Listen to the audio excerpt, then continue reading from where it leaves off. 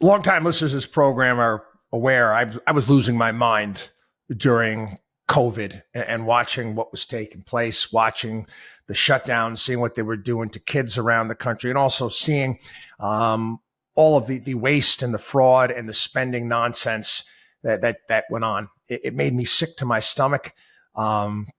Yelling and screaming on this program. Obviously, it didn't do any good. And again, you know what? I'm sorry. You conservatives out there that think you're going to put this all on Biden. You can't. You can't. This is on Trump as well. And at the time, I looked at all of these unemployment programs that were put into place. This extra $600 a week. What was it? 72 weeks, something like that, of unemployment. One could get 72 weeks extended unemployment, and then rushing all of this money out the door, knowing that the whole unemployment system here in the United States is ripe with fraud. The states couldn't handle the freaking paperwork. I knew right away. We talked about it. I said all sorts of crooks are going to be coming out of the woodwork, and there's no way that the government's going to do a damn thing about it. Hey, government workers weren't even coming in, for crying out loud. They weren't even coming in. No one was checking on the fact that you had about 80 unemployment claims in a single small one-bedroom house somewhere. No, it wasn't important, because all that was important was getting the money out the door.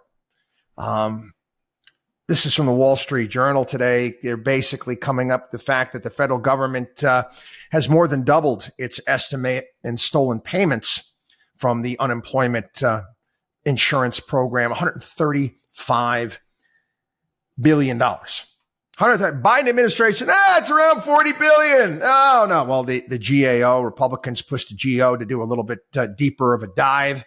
And they're saying it's 135 billion, meaning that it's probably about 250 to 300 billion when all is said and done. Again, you can go after this. I guess you want to spend money, you want to spend taxpayer money trying to track this down. And I know that there'd be some, we recovered this and we recovered that. You may catch some people. Quite frankly, I'll be honest with you. I think it's a waste of taxpayer money.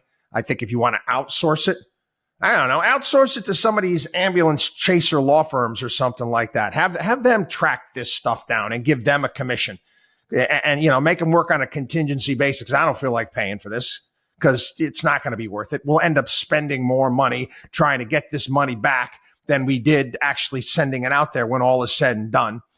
But again, you're talking about $900 billion that was shoved out. You understand $900 billion? You understand how much money, close to $1 trillion, shoved out the door? What did you think was going to happen?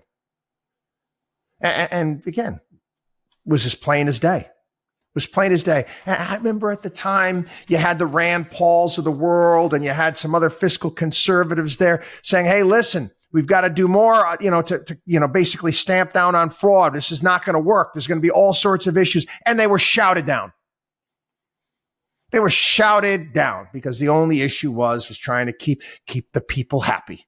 Let's just cut checks. Let's keep the people happy. Shut down the government. Again, at that period of time, I don't even like going back to it and thinking about it.